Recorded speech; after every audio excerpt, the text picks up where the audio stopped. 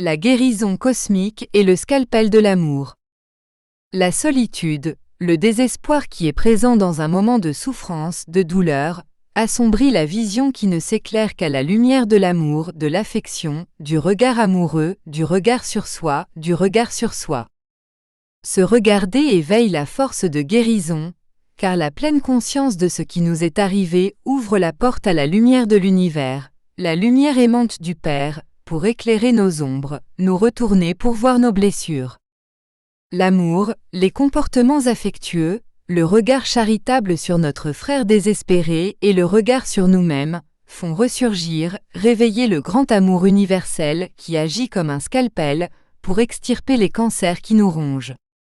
La famille dans ces moments, surtout la vraie famille, la famille spirituelle, se fortifie de son affinité, de son énergie, et attire l'égrégore qui va aider et élever l'être désespéré à chaque instant. Cette famille est unifiée par de vrais liens, les liens d'affection, où le regard caresse, le regard éveille en chacun la graine de guérison intrinsèque.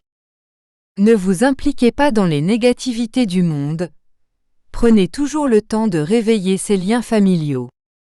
Ouvrez des espaces dans votre quotidien pour cet échange amoureux, car c'est le début de toute cure.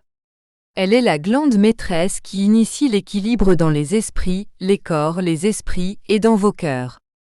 L'amour est le seul fondement que le tremblement de terre de vos vies ne renverse pas, car il se maintient pendant de nombreuses vies.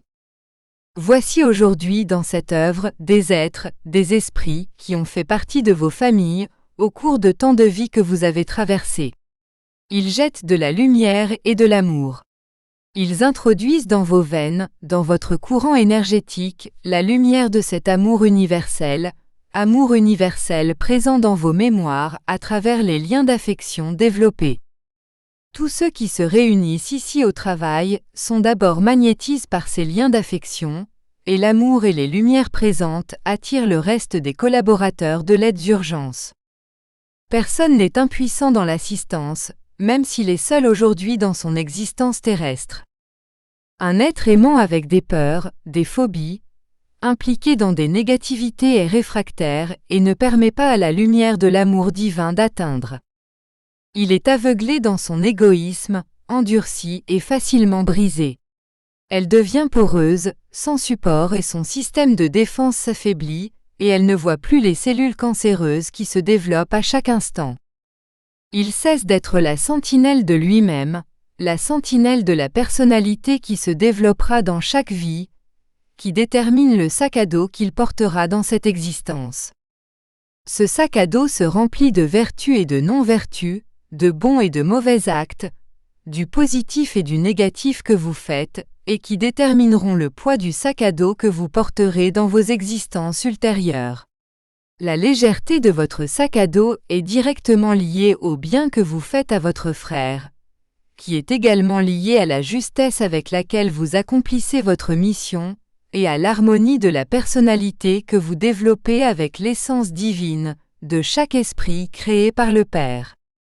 L'ajustement entre les personnalités développées et l'essence divine de chacun détermine l'équilibre de votre être dans le chemin spirituel qui vous est déterminé.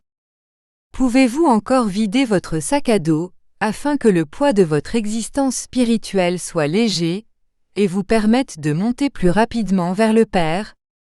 Oui, très cher, vider votre sac à dos des choses qui pèsent le plus est une urgence pour votre guérison. Voir ce qui vous pèse le plus pour pouvoir le vider en premier est indispensable pour votre équilibre et pour votre cicatrisation. Il est indispensable de recoudre les trous énergétiques que vous avez incorporés pour drainer le pus de la plaie qui ne cicatrise pas, et c'est la première étape pour voir le début de votre réforme intime.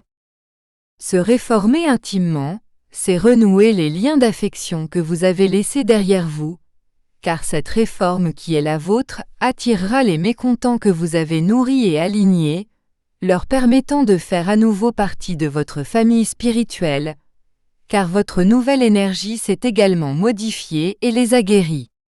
Et dans cette nouvelle construction de votre personnalité, dans cette mutation pour le bien, de nouvelles équipes médicales vous ont approché avec de nouvelles méthodologies et équipements de guérison, qu'avec votre modification vous avez permis, et dont le Père a également autorisé l'utilisation, pour votre bénéfice et pour le bénéfice de l'humanité. Bénédiction et lumière à mes chers frères, dans le travail cosmique de guérison. Bénédiction et lumière.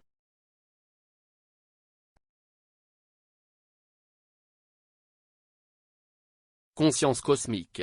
Livre 4, Lettre intégrale. Annexe. Chapitre 16. La guérison cosmique et le scalpel de l'amour.